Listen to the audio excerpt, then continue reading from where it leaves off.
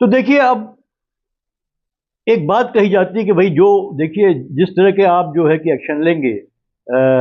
जैसे जनता के साथ आप सलूक करेंगे, तो कहीं ना कहीं जो है वो जो है कि आप पे परिलक्षित होते हैं, और आपके ऊपर उनका जो है कोई ना कोई प्रभाव होता है, या कोई प्रतिक्रिया होती है।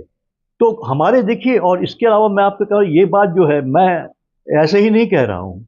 ये बात हमारी, जो आप कह लीजिए, जो हिंदूवादी संस्कृति है, जो हिंदू धर्म के जो पुराण हैं, जो उनके धर्म ग्रंथ हैं,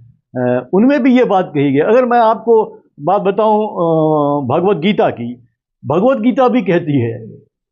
कि मनुष्य जैसा कर्म करता है, प्रकृति और ईश्वर के विधान से उसे वैसा ही फल अवश्य मिलता है। तो अभी जो हो रहा है, तो हो सकता है जो मोदी जी और मोदी की सरकार ने जिस तरह के काम किए हैं, चाहे वो सड़कों का मामला हो, और जिस तरह की लूट मची हुई है, जिस तरह करप्शन है, भ्रष्टाचार है सड़कों के बनाने में, और जिस तरह से जो है कि तमाम नीतियां जो जनता के कल्याण की न होके सिर्फ कॉरपोरेट के कल्याण की बनाई जा रही हो, तो उसका एक प्रतिफल तो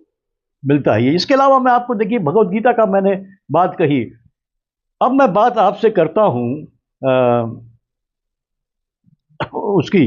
क्या नाम, जो हमारे ये है गरुड़ पुराण। गरुड़ पुराण में भी ये बात कही गई है।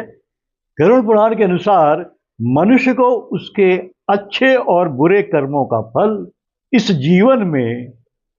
और मृत्यु के बाद परलोक में अवश्य मिलता है।